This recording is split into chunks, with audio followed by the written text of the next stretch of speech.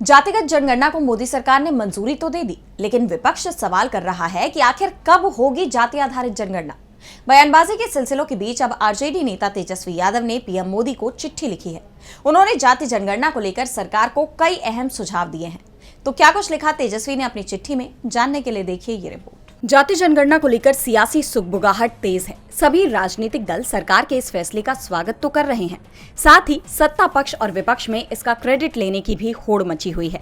खास तौर पर आगामी बिहार विधानसभा चुनाव के मद्देनजर सभी राजनीतिक दल इस मुद्दे को भुनाने में जुट गए हैं। इस बीच आरजेडी नेता और बिहार विधानसभा में नेता विपक्ष तेजस्वी यादव ने पीएम मोदी को चिट्ठी लिखी है।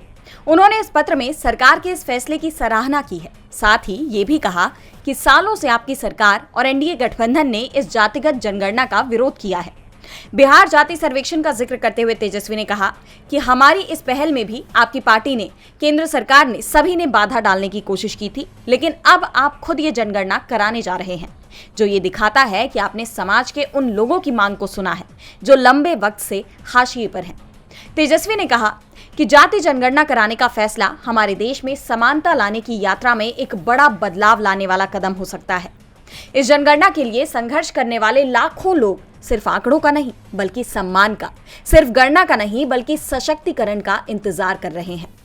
इसके साथ ही तेजस्वी ने सरकार को कुछ सुझाव भी दिए, जिनमें निजी क्षेत्र में आरक्षण, अनुबंधों में आरक्षण, न्यायपालिका में आरक्षण, जाति जनगणना के आंकड़ों के आधार पर आनुपातिक आरक्षण, लंबित मंडल आयोग की सिफारिशों का पूर्ण कार्यान्वयन शामिल है।